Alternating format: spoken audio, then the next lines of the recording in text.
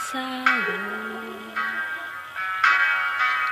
¿Dónde estaría hoy si no me hubieras perdonado? Tendría un vacío en mi corazón, vagaría sin rumbo, sin dirección. Si no fuera por tu gracia y por tu amor, si no fuera por tu gracia y por tu amor,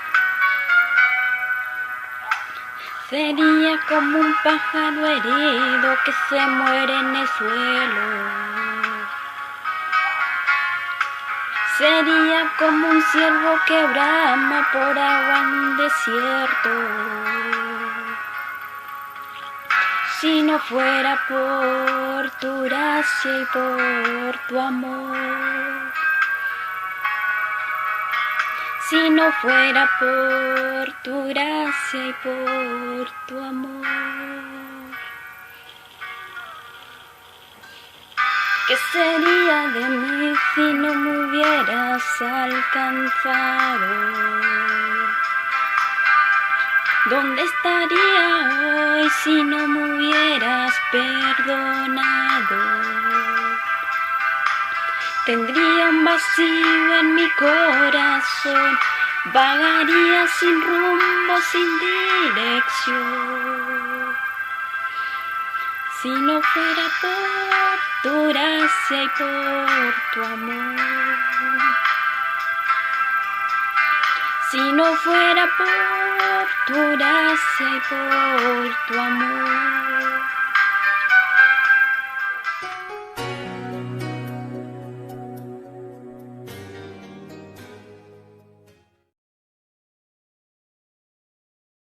Buenas noches, hermanos, qué gusto encontrarme con ustedes a través de este medio virtual.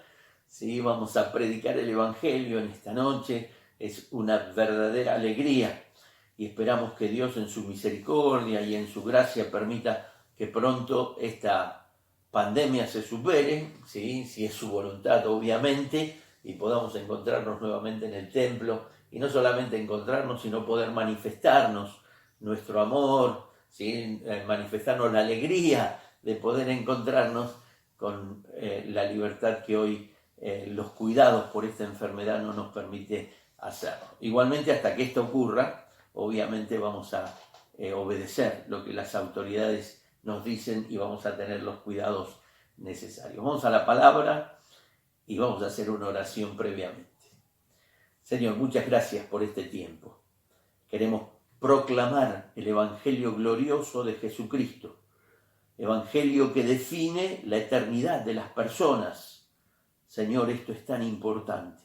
Nuestro corazón está en esto, pero lo más importante es que tu corazón, tú que amas a esta humanidad, tú que amas a las personas, porque así dice tu palabra, estés llegando al corazón de los que escuchan y pueda haber en esta noche salvación, vida eterna, personas que sean sacadas de las tinieblas a la luz, del infierno al cielo, por tu gracia, por tu bondad. Gracias por este tiempo, en el nombre del Señor Jesús. Amén. Vamos a abrir, hermanos, la palabra de Dios en el libro de Lucas, en el Evangelio de Lucas, en el capítulo 2. Y les pido que presten siempre atención a la palabra. Yo voy a hacer algunos comentarios, pero quiero que la palabra impacte en sus vidas. ¿Sí? Dice Lucas 2:25, he aquí había en Jerusalén un hombre llamado Simeón, y este hombre justo y piadoso esperaba la consolación de Israel. Y el Espíritu Santo estaba sobre él, y le había sido revelado por el Espíritu Santo que no vería la muerte antes que viese al ungido del Señor. Y movido por el Espíritu Santo vino al templo, y cuando los padres del niño Jesús lo trajeron al templo para hacer por él conforme al rito de la ley, él le tomó en sus brazos y bendijo a Dios diciendo, ahora Señor, despides a tu siervo en paz, conforme a tu palabra, porque han visto mis ojos tu salvación, la cual has preparado en presencia de todos los pueblos. ¿Sí?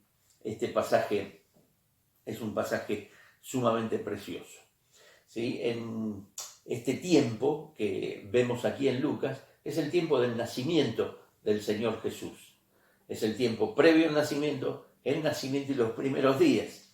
Y en ese tiempo hubo 4 cánticos, ¿sí? Este es uno de esos cánticos, ¿sí? Un cántico en el cielo hubo y 3 cánticos en la tierra, ¿sí? El cántico del cielo es el cántico de los ángeles, usted sabe, ¿sí? ¿Se acuerda allí?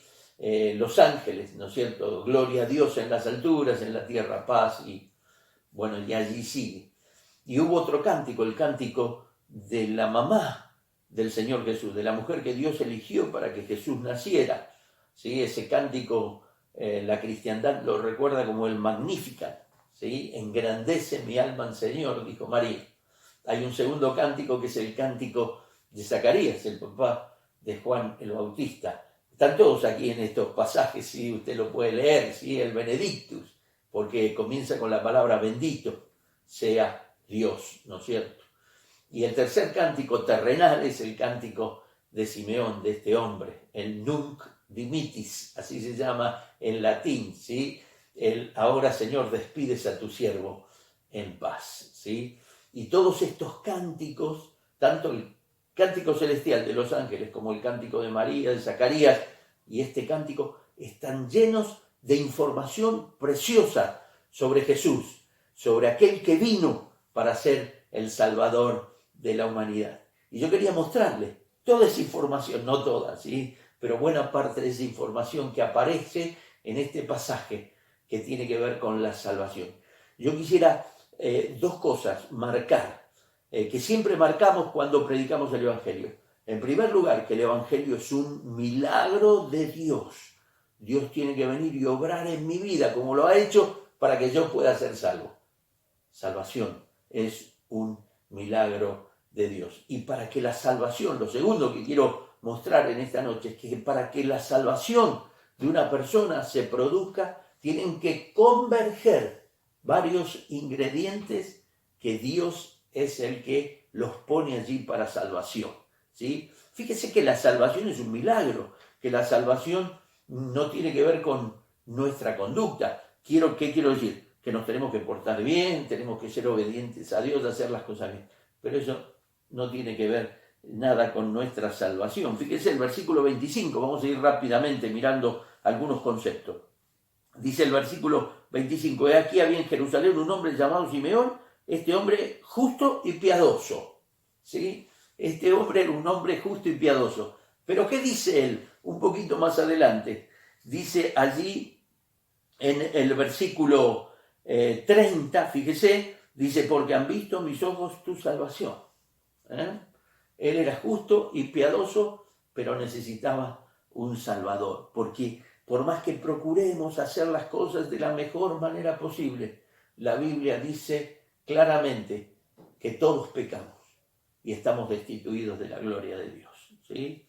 Yo puedo buscar la santidad en mi vida, hacer las cosas bien, tener todos los cuidados posibles, pero siempre habrá pecado en mi vida, porque la Biblia dice que nosotros tenemos una naturaleza que tiende al pecado. Y a pesar de que la Biblia dice que este hombre tenía una vida muy buena, ¿sí?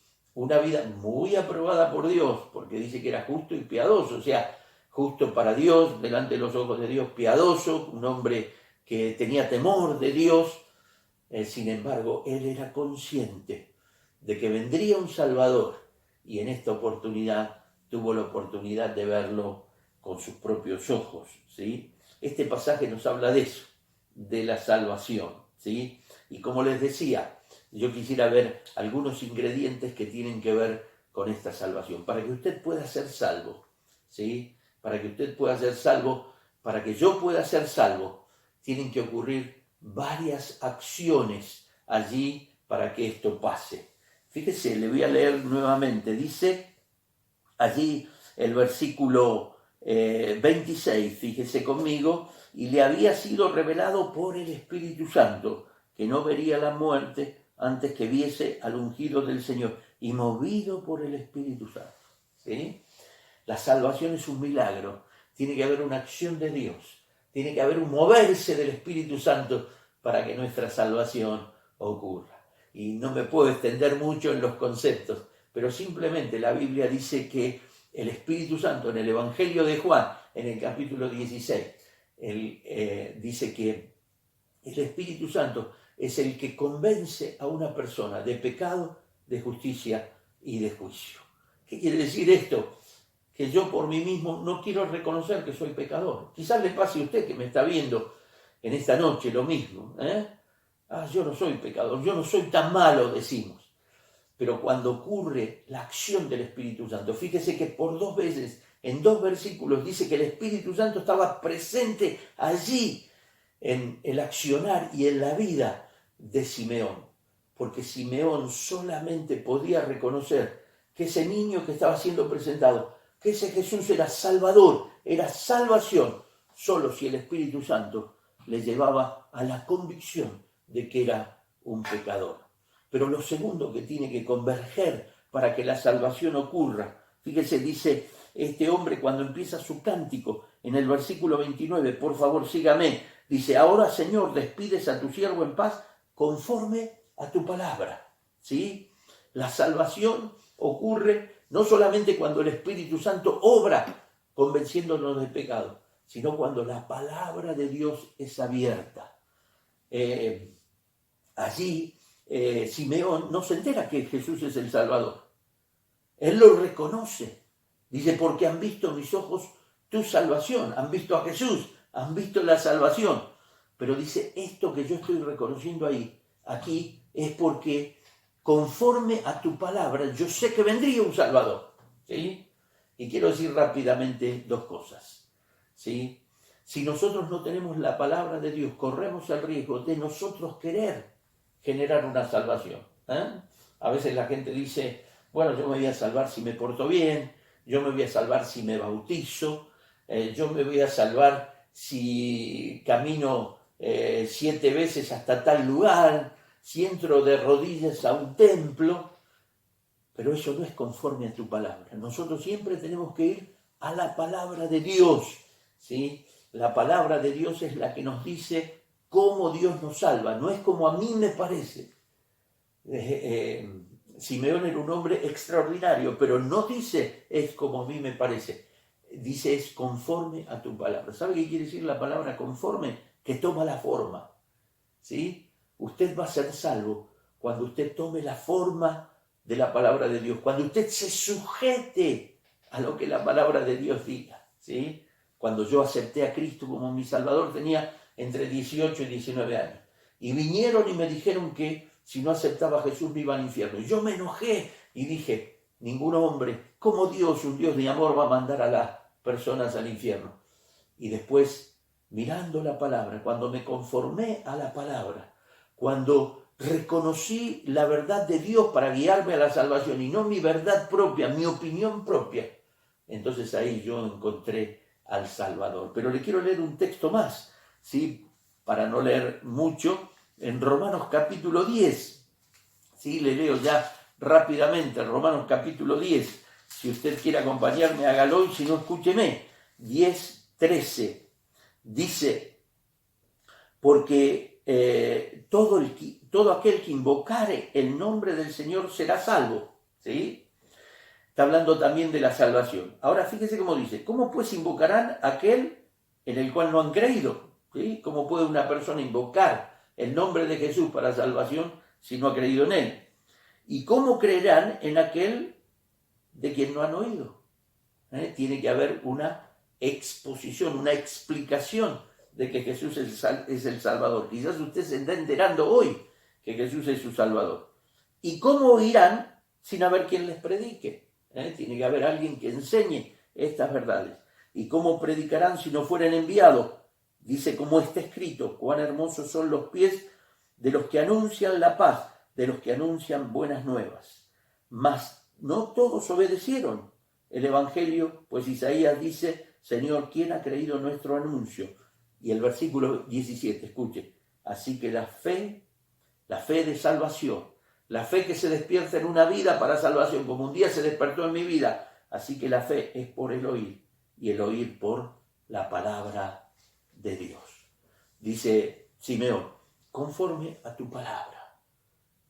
Tu palabra ha dado forma a mi vida para que yo entienda que este es el momento de salvación. Dijimos en primer lugar que para que haya salvación tiene que haber una acción del Espíritu Santo. Tiene que haber una acción de la palabra de Dios y una conformación a ella. Pero en tercer lugar, lo tercero que quisiera que usted vea es que la salvación es algo que Dios preparó para usted. Y como dijimos antes, no es algo que usted pueda hacer. Fíjese, se lo voy a leer. Dice, vamos al versículo 29 del capítulo 2 de Lucas. Dice, ahora Señor, despides a tu siervo en paz, conforme a tu palabra, porque han visto mis ojos, escuche cómo dice, tu salvación. No dice la salvación que yo obtuve, dice tu salvación, pero dice más, fíjese el versículo 31, la cual has preparado. Dice que Dios preparó esta salvación. Así dice Simeón, reconociendo. No dice, yo soy justo y piadoso, me voy a salvar. Dice, no, han visto mis ojos tu salvación, la cual tú preparaste para mi bien, para que yo pueda pasar de muerte a vida, para que yo pueda pasar del infierno al cielo. ¿Sí? El Evangelio, ¿sí? El Evangelio no es lo que usted hace por Dios. El Evangelio es lo que Dios hizo por usted. La Biblia enseña que Dios nos vio perdidos, imposibilitados de obtener esta salvación, y entonces preparó a un Salvador para nuestro bien. Fíjese, le quiero leer 1 Pedro rápidamente, que repite este concepto. Yo leería más textos, pero por amor al tiempo no quiero leer más textos. 1 Pedro, capítulo 1, ¿sí? Y versículo 18, ¿sí? Dice así, sabiendo que fuisteis rescatados de vuestra vana manera de vivir, la cual recibisteis de vuestros padres, no con cosas corruptibles como oro o como plata, escuche cómo dice, sino con la sangre preciosa de Cristo, como de un cordero sin mancha y sin contaminación. Dice, ya destinado desde antes de la fundación del mundo. Antes de que el mundo fuera formado, Dios ya había preparado esta salvación. Por eso Simeón dice, tu salvación, la cual has preparado. Pero para terminar, ¿sí? Para terminar este tiempo, todo esto tiene que ver con la salvación. La salvación, dijimos, es un milagro, ¿sí? Tiene que haber acción del Espíritu Santo. Tiene que haber una conformación, una conformidad, un permitir que la palabra de Dios dé forma a esa salvación en nuestra vida. Tenemos que reconocer, ¿sí?, que es una salvación que Dios me da, no que yo la puedo obtener. Pero para terminar, ¿sí?, es una salvación. Es una salvación. Y nosotros tenemos que ser conscientes de esto, queridos hermanos y amigos que me están escuchando, que nosotros somos salvados cuando estamos en riesgo. Ninguna persona se sentiría salvada si no estuviera en riesgo. Imagínense que su casa estuviera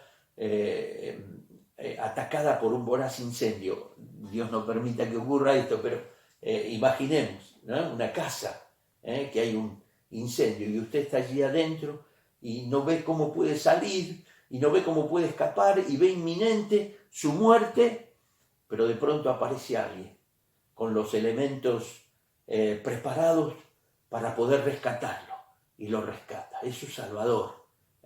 Usted reconocería que estaba en riesgo, que estaba en peligros, y vino alguien y le salvó de esa situación. Y como decíamos, el ser humano está en riesgo. El pecado, dice la Biblia, nos lleva a una perdición eterna, ¿sí? Dice que el Señor Jesús vino a buscar y a salvar lo que estaba perdido.